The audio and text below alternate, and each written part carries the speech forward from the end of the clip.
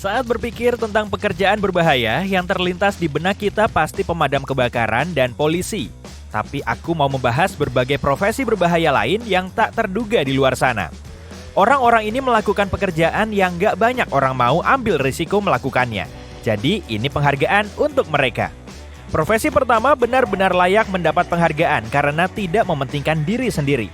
Orang-orang ini adalah penyelam limbah dan pekerjaan ini sangat penting tapi juga berbahaya. Sistem pembuangan limbah di kota sangat rumit dan sumbatan kecil sekalipun bisa menyebabkan semua limbah mengalir kembali ke jalanan serta rumah-rumah. Jadi, sistem pembuangan limbah diawasi dengan sangat ketat. Dan penyelam limbahlah yang bertugas mengatasi sumbatan secepat mungkin untuk mencegah berbagai konsekuensi dahsyat.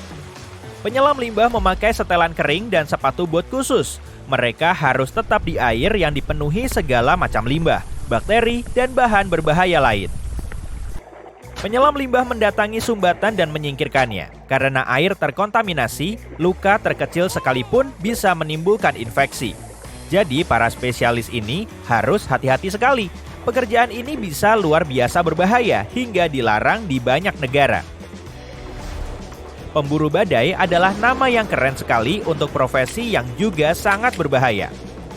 Orang-orang ini melakukan penelitian meteorologi langsung dari lapangan, melaporkan badai, tornado, tsunami, dan berbagai kondisi cuaca ekstrim lain. Mereka mengumpulkan informasi pola cuaca. Pola-pola ini kemudian dipelajari yang membantu agar perakiraan cuaca lebih baik serta mengurangi kerusakan. Para spesialis ini memfoto dan merekam badai untuk melihat cara terbentuknya dan belajar lebih banyak lagi. Pekerja jaringan listrik adalah orang-orang yang bertanggung jawab untuk memasang dan merawat jaringan kabel listrik. Dan ini salah satu pekerjaan paling berbahaya di dunia. Ada dua faktor yang berkontribusi, ketinggian dan listrik tegangan tinggi. Salah satu aspek paling berbahaya dari pekerjaan ini adalah pemulihan listrik pasca badai. Profesi berikutnya penambang belerang. Belerang adalah unsur kimia kuning pucat tak berbau.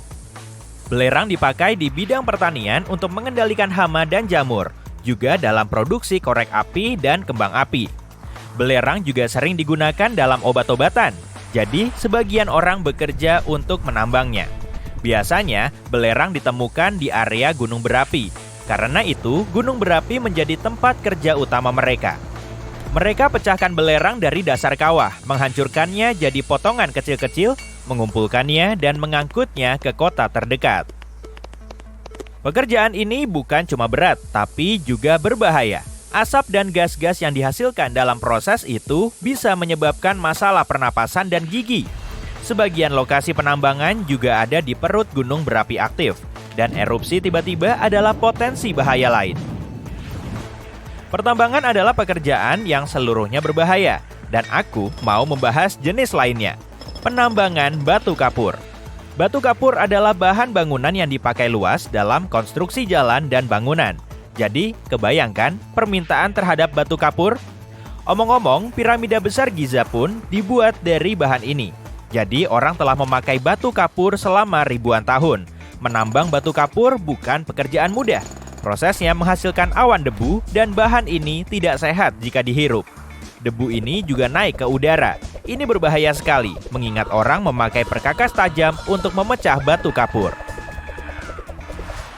Mungkin kamu nggak sependapat, tapi para pengumpul sampah dan daur ulang juga melakukan salah satu pekerjaan paling berbahaya.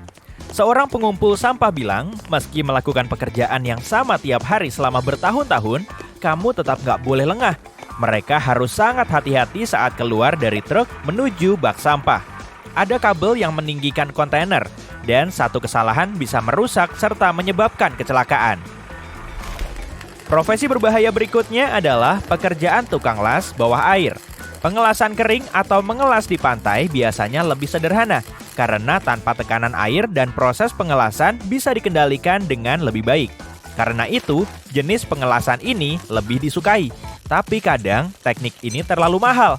Katakanlah yang harus diperbaiki bagian lambung kapal yang berlokasi di bawah air. Untuk melakukan pengelasan kering, kapal harus diangkat dari air dan ini sulit serta butuh banyak biaya. Jadi dilas di bawah air saja. Ada dua jenis las bawah air. las kering, dan basah. Dalam las kering, orang memakai ruang hiperbarik yang disegel di sekeliling area yang harus dilas. Ruang itu diisi gas untuk menyingkirkan seluruh air di dalamnya dan mencegah lebih banyak air mengalir ke dalam. Lalu proses pengelasan dilakukan, hampir kayak nggak berlangsung bawah air. Tapi, kadang ruang hiperbarik nggak tersedia atau pengelasan harus segera dilakukan. Dalam hal ini, dilakukan pengelasan basah. Air murni bukan penghantar listrik, tapi kebanyakan jenis air keran, air hujan, dan tentu saja air laut mengandung banyak mineral dan kotoran, dan itu menjadikan air konduktor listrik yang sangat baik. Agar prosesnya lebih aman, gelembung-gelembung gas dilepaskan di sekitar busur listrik. Ini melindungi las dan penyelam dengan memastikan bahwa listrik nggak dihantarkan lewat air. Tapi masalahnya, gelembung menyamarkan area pengelasan, hingga proses lebih sulit dilihat dan dilakukan.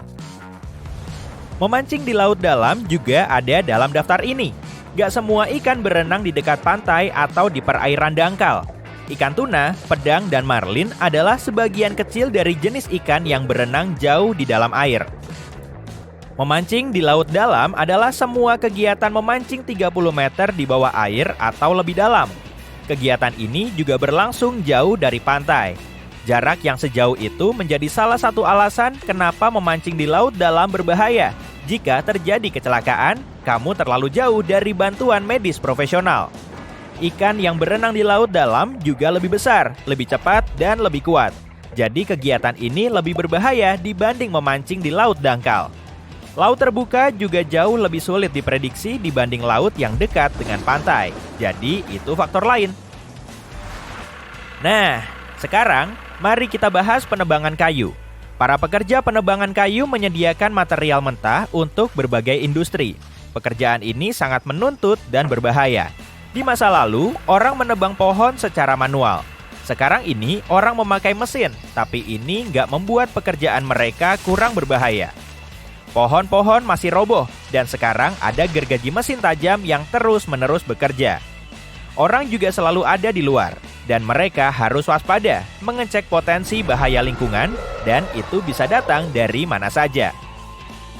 Profesi berbahaya lain tentunya pekerja konstruksi. Mereka harus berhadapan dengan ketinggian, tangga, mesin-mesin, dan beban berat. Jadi seharusnya pekerja bangunan nggak pernah lengah. Roofer adalah orang yang memasang, memperbaiki, dan merawat atap. Mereka juga memakai bahan seperti logam dan aspal untuk membuat atap anti air. Mereka juga berisiko karena menghabiskan hari-harinya di ketinggian.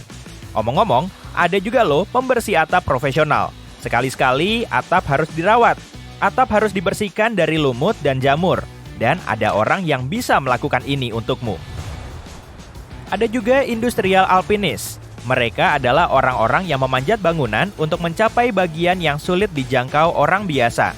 Mereka merawat fasad gedung, membersihkan dan mengecatnya, dan bahkan membuatnya tahan air.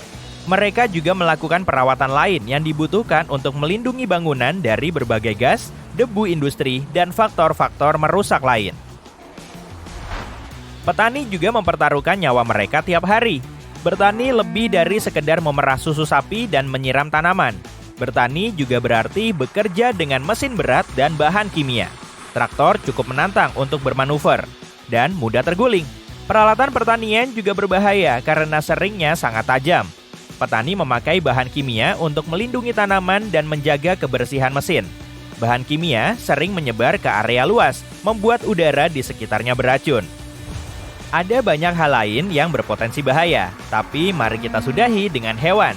Sapi dan kuda adalah hewan besar, berat, dan perilakunya bisa sulit diprediksi. Jadi, ini ancaman potensial lain.